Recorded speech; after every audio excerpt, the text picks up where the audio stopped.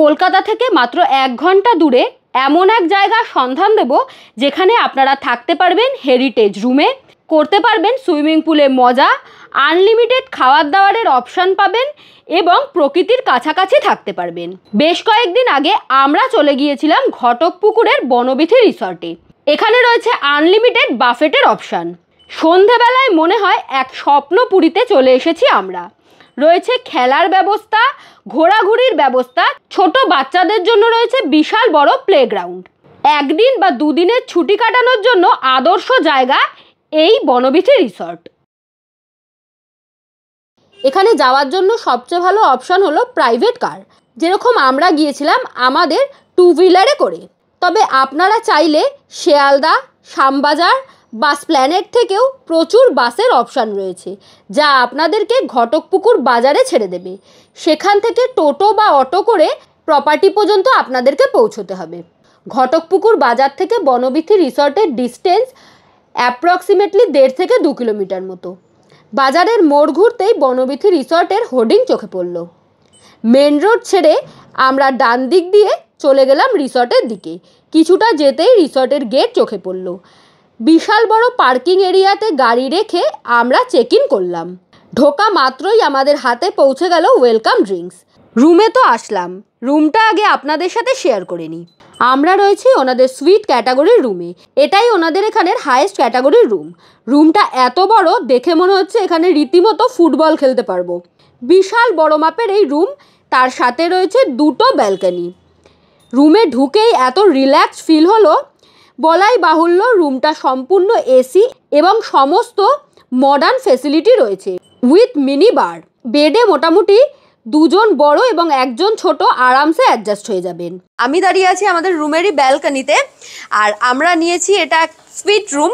তার আগে একটু বাইরেটা দেখাই। এখান থেকে বনবিথি রিসর্টের একটা সাইড ভিউ পাওয়া যাচ্ছে, খুব সুন্দর। দেখুন আমের বাগান রয়েছে, ভীষণ ভালো লাগছে দেখতে।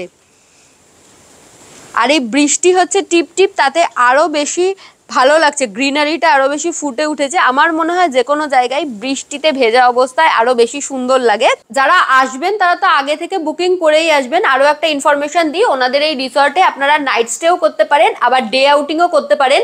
ওনাদের সুইমিং পুল রয়েছে, সেখানে এনজয় করতে পারেন। এছাড়া আপনারা এখানে রুম নিতে পারেন, রুম নিয়ে ডে আউট করতে পারেন। সেই রুমে চেঞ্জ করলেন, মজা করলেন, নাইট স্টে করলেন না, এরকমও ব্যবস্থা রয়েছে। আর যেরকম আমরা নাইট স্টে করার জন্য এসেছি, একদিন নাইট স্টে করবো, এটারও ব্যবস্থা রয়েছে। রুমটা আমার ভীষণ পছন্দ হয়েছে। আমরা একটু ফ্রেশ হয়েই চলে আসলাম সুইমিং পুলে, কারণ এই রিসর্ট বুক করার আসল উদ্দেশ্য ছিল এই সুইমিং পুল। আমার সবচেয়ে বেশি ভয়ের কারণ এটাই থাকে যে আমি পা পাবো না, বেটে মানুষ, বাট এখানে পা পাচ্ছি। বেসিক্যালি শৈলী সাঁতার জানে না, তার জন্য ভয় পাচ্ছে। হ্যাঁ, আমি একটু জলে ফোবিয়া আছে। শুধুমাত্র পুরীর সমুদ্রে গেলে আমি লাগাম ছাড়া হয়ে যাই। সুইমিং পুলে এসেই আগেই ওখানের যে হেল্পার দাদা ছিল তার কাছ থেকে মেনু কার্ড চেয়ে নিলাম এবং মকটেল অর্ডার করে দিলাম। আপনারাও বিভিন্ন রকম মকটেল অর্ডার করতে পারেন। সমস্ত জায়গায় যেরকম সুইমিং পুলে নামার জন্য কিছু ক্রাইটেরিয়া থাকে, এখানেও রয়েছে।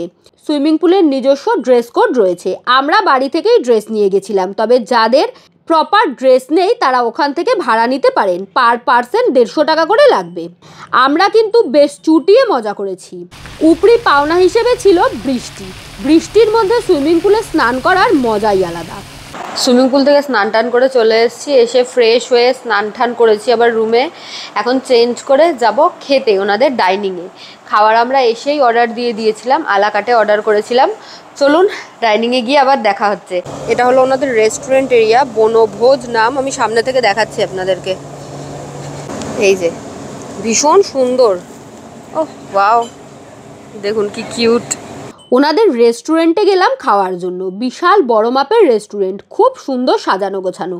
স্যাটারডে সানডে ওনাদের এখানে বাফেট চলে, তবে আমরা গিয়েছিলাম উইকডেজে, তাই আমরা আলাকার্ট মেনু দেখে সমস্ত কিছু অর্ডার করে দিয়েছিলাম। এত বড় মেনু দেখে নিজেদেরকে কন্ট্রোল করতে পারিনি, তাই একটু বেশি করেই খাবার দাবার অর্ডার করে দিয়েছিলাম। প্রত্যেকটা খাবারের টেস্ট ছিল একেবারে সুস্বাদু, দারুণ সুন্দর, বিয়েবাড়ির মতো। সমস্ত খাবার দাবার পেট পুড়ে খেলাম। আমার চেয়ে বেশি অবশ্য রাহুল খুশি হয়েছিল। শেফের সাথে কথা বলে জানলাম ওনাদের এখানের ফেমাস আইটেম হলো ঠাকুরবাড়ির মাটন আর চিকেন ডাক বাংলো, দুটোই রাহুল অর্ডার করে দিল। আমি অর্ডার করেছিলাম রসগোল্লা, কারণ শুনলাম ওনাদের এখানের মিষ্টিগুলো নাকি ইন হাউসই তৈরি হয়, তাই মিষ্টি আমার খুব একটা ফেভারিট না হলেও একবার ট্রাই তো করতেই হবে ভেবে অর্ডার করে দিলাম। খেয়ে দিয়ে জাস্ট বেরোলাম, প্রচণ্ড ইয়াম্মি খাবার দাবার, বেশ ভালো, ভীষণ টেস্টি, একদম বিয়েবাড়ির মতো। আর খেয়ে দিয়ে বেরিয়েই দেখছি আবার টিপটিপ বৃষ্টি শুরু হয়েছে, আকাশটা পুরো কালো মেঘে ঢেকে গেছে, পুরো জায়গাটা প্রচণ্ড গ্রিনারি, বিভিন্ন রকম জিনিসপত্র আছে, মনে হবে আপনি একদম প্রকৃতির কাছাকাছি চলে এসেছেন। তো এখানে প্রচুর পাখিও দেখতে পাচ্ছি, জানেন তো।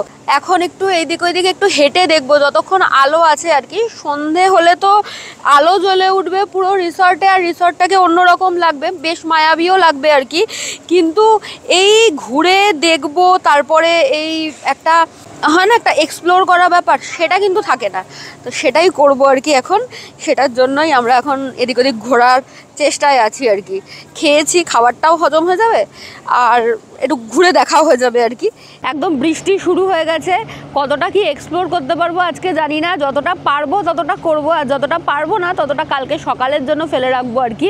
ওনাদের এখানে প্রচুর বসার জায়গা রয়েছে আর প্রচুর ফুল গাছ, এমনি গাছ দিয়েও সাজানো আর কি।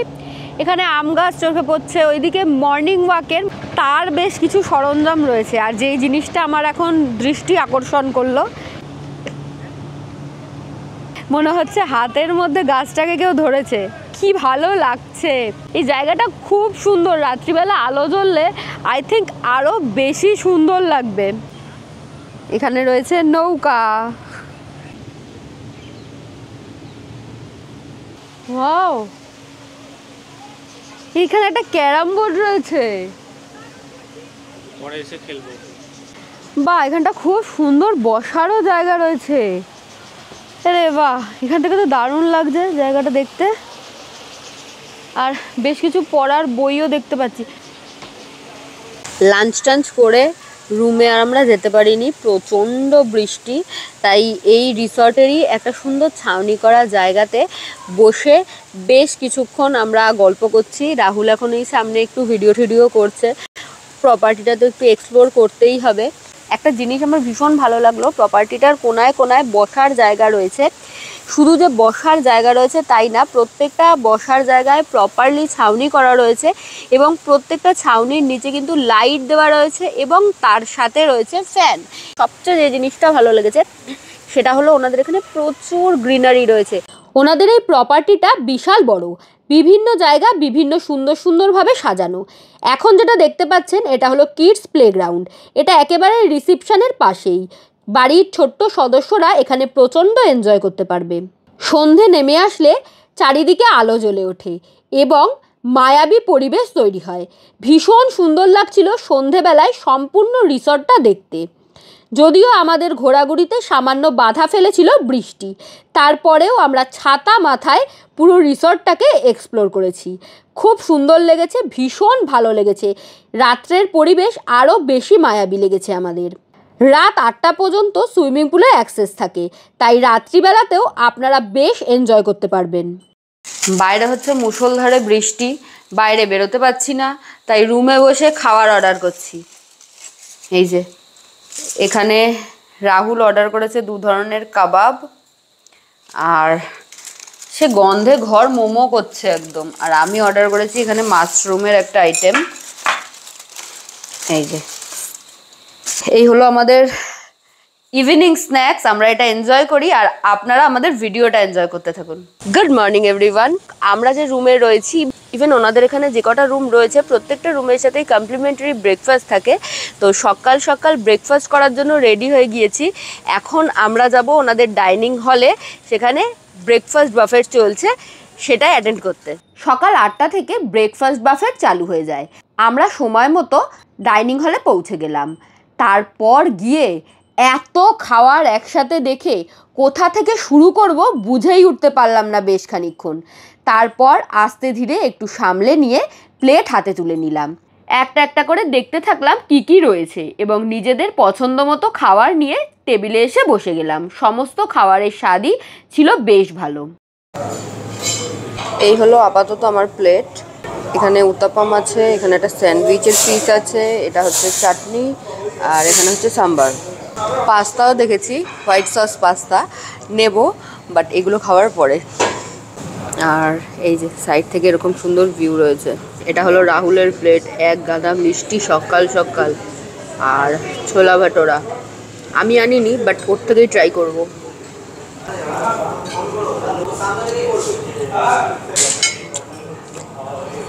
এই যে আমার নেক্সট আইটেম হচ্ছে হোয়াইট সস পাস্তা। ব্রেকফাস্টে এত রকম আইটেম দেখে নিজেদেরকে কন্ট্রোল করতে পারিনি, একটু বেশিই খেয়ে নিয়েছিলাম। তাই খাওয়ার হজম করার জন্য প্রপার্টিটা এক্সপ্লোর করতে বেরোলাম ছাতা মাথায়। বিভিন্ন জায়গায় বিভিন্ন সুন্দর সুন্দর জিনিস রয়েছে। যাদেরকে দেখতে এত দূর পাড়ি দিয়ে আসলাম সেটা হলো এই যে এখানে ওনাদের কিছু এক্সটেন্ডেড ফ্যামিলি থাকে আর কি। এই বনবিথি রিসর্টের কি সুন্দর দেখুন, পায়রা রয়েছে, এছাড়া অনেক মুরগি রয়েছে, কালিজ রয়েছে, টার্কি রয়েছে, বিভিন্ন ধরনের পাখি রয়েছে ওনাদের এখানে, যারা আমরা আসাতে একদমই খুশি হয়নি, তাই তারা প্রচণ্ড আওয়াজ করছে।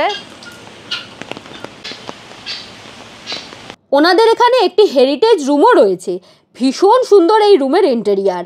এখানে থাকলে নিজেকে কেমন একটা রাজা রাজা ফিল হবে।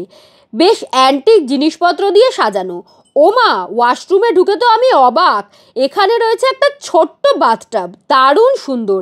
এই রুমটা আমার প্রচণ্ড পছন্দ হয়েছে, নেক্সট টাইম গেলে এখানেই থাকবো। ওনাদের এখানে রুম ভাড়া স্টার্ট হয়ে যায় 3,500 টাকা থেকে। প্রত্যেকটা রুমের সাথেই কমপ্লিমেন্টারি ব্রেকফাস্ট থাকে। স্ক্রিনে নাম্বার দেওয়া রইল, চাইলে বুক করতে পারেন।